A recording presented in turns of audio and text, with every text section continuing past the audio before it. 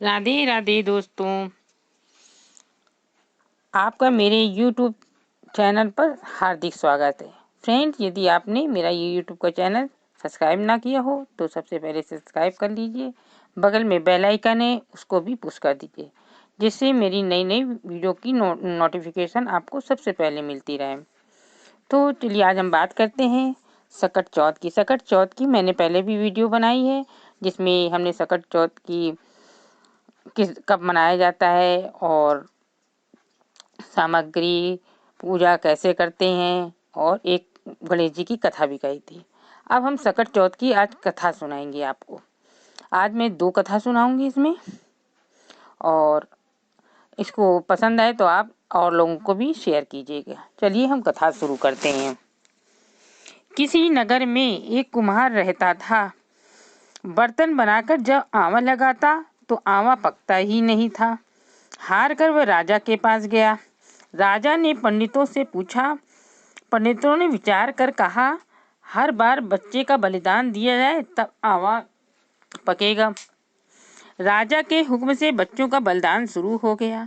जिसकी बारी आती वह अपने परिवार से एक बच्चा देता था।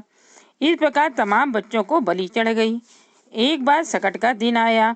उस दिन आंवा में बलि देने के लिए बुढ़िया के बेटे की बारी थी। वह बुढ़िया का अकेला बेटा था। वह दुख से सोच रही थी कि मेरा बेटा आज सकट के दिन मुझसे बिछुड़ जाएगा। मन मारकर बुढ़िया ने अपने लड़के को बुलाया।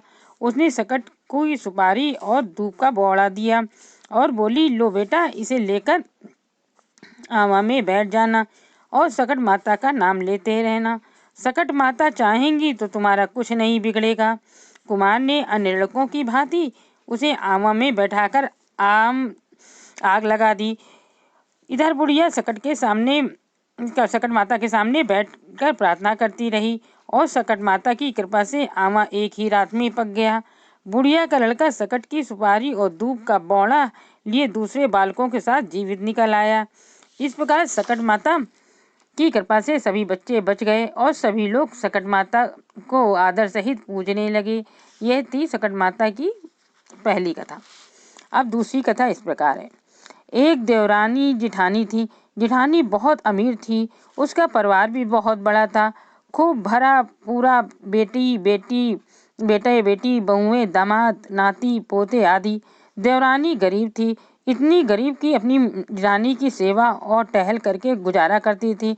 जो चूनी चोकर मिल जाता उसे अपनी झोपड़ी में आकर पकाती, फटे घड़े से पानी पीती और टूटी चारपाई में सो जाती। सुबह फिर जेठानी की सेवा में लग जाती। साल भर का त्योहार सकट आया। देवरानी भूखी प्यासी दिन भर जेठानी की टहल करती रही। रात को जब जाने कर लगी तो उस दिन चूनी चोकर भी न मिला। खाली हाथ अपनी झोपड़ी में आई। खेत में भतुआ तोड़ लाई। ढूंढ ढांड कर थोड़े से कन इकट्ठे कर लिए। कन के पीड़ा और भतुआ के धूंधा बनाकर रख दिए। रात को सकट माता आई। टटिया की आड़ में खड़ी होकर ब्राह्मणी किवाड़ खोलो कहने लगी। देवरानी जाग पड़ी। चली आओ, किवाड़ कहाँ है?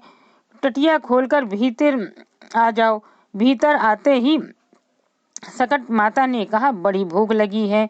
देवरानी बोली, माता जो कुछ दिया है खाओ। कन के पीड़ा और भतुआ के धुंधा आगे रख दिए।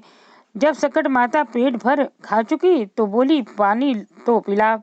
देवरानी ने टूटी गगरी आगे रख दी। पानी पीकर सकट माता ने सोने की इच्छा जाहिर की। देवरानी ने टूटी खाट बता दी। थोड़ी देर सोने के बाद सकट माता को टट्टी लगी, यानी लैट्रिन लगी। उन्होंने देवरानी से पूछा, टट्टी कहाँ जाऊं? देवरानी ने कहा, सारा घर लिपा पुता पड़ा है, जिस कोने में चाहो वहीं कर लो, बैठ जाओ। सारे घर में उन्होंने टट्टी ही टट्टी कर दी, फिर भी पूरी तरह नहीं निपट पाई थी। फिर पूछा, अब कहाँ करूँ? देवरानी खींच कर बोली, अब मेरे सिर पे करो। उन्होंने देवरानी को सिर से पांव तक टट्टी से नहला दिया और चली गईं। सुबह जब देवरानी उठी तो देखा कि झोपड़ी कंचनमय हो गई है। चारों ओर सोना ही सोना बिखरा पड़ा है। जल्दी जल्दी उठाने लगी। लगी पर सोना चुकता ही न था। वह बटोरते बटोरते थकी जा रही थी। इधर जब समय पर जेठानी के घर ना पहुंची तो वह बिगड़ने लगी कि बड़ी कामचोर हो गई है। कल घर भी सकट उपवासा था, अब उसे जल्दी आना था, पर रानी जी का अभी तक कुछ पता नहीं है। वह बड़बड़ाती रही, उल्टा सीधा बोलती रही। उसने अपने लड़के को भेजा कि जाओ चाची को बुला लाओ। लड़के ने जाकर खबर दी, जिससे जेठानी का जी बैठ गया। दौड़ी दौड़ी देवरानी के घर पहुंची, देखा चारों ओर सोना ही सोना पड़ा है। जेठानी ने पूछा, किसको घूसा, किसको मूसा, कहाँ से इतना सोना पाया?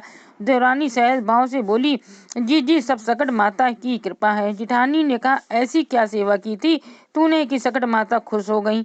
देवरानी ने कहा, मैंने तो कुछ भी नहीं किया था, केवल कन के पीड़ा और बथुआ के धूंधा खाने को दिए थे, बस उसने सब कुछ बता दिया। जेठानी घर आई, गरीबों की तरह रहने लगी। साल भर बाद जब सकट माता आई तो देवरानी की तरह कन के पीड़ा, बथुआ के धूंधा बनाए, फूटी गगरी और टूटी चारपाई रख दी और माता की तरह की राह देखने लगी। रात में जब सकट माता ने दरवाजा खटखटाया तो जेठानी ने कहा, माता की वाण कहाँ, टटिया खोल कर आ जाओ। सकट माता ने जो पिछली बार देवरानी के साथ किया था वही सब किया। जेठानी ने कहा, माता जो कुछ दिया है पाओ। सकट माता ने खाया पिया और टांग फैलाकर सो गई। आधी रात को घर की तथा जेठानी को टट्टी से नहलाकर चली गई। पूरे घर में पोटी कर गई और जेठानी को भी नहलाकर चली गई। जेठानी भी गंदगी से नहाकर निकलना चलना कठिन, सारा घर बदबू से भरा पड़ा था। जेठानी ने खिसियाकर देवरानी को बुलाया। देवरानी आई। जेठानी ने गुस्से में कहा, तुमने जो कुछ कहा था वह कुछ भी ना हुआ। देवरानी ने कहा, तुमने तो बहन गरीबी का नाटक खेला है, इसलिए सकट माता नाराज हो गई है। मैं तो गरीब थी, इसलिए उन्हें दया आ गई। तुमने नकल की थी, इसीलिए ऐसा हुआ। जैसे सकट माता ने देवरानी को किया वैसे भगवान सबको करे। ये थी सकट माता की दूसरी कथा। आपको ये कथा पसंद आई हो तो सबको शेयर जरूर कर दीजिएगा और चैनल को सब्सक्राइब जरूर कीजिएगा। अब 2 कथाएं मैं दूसरी वीडियो में बनाऊंगी, तो चलिए अगली वीडियो में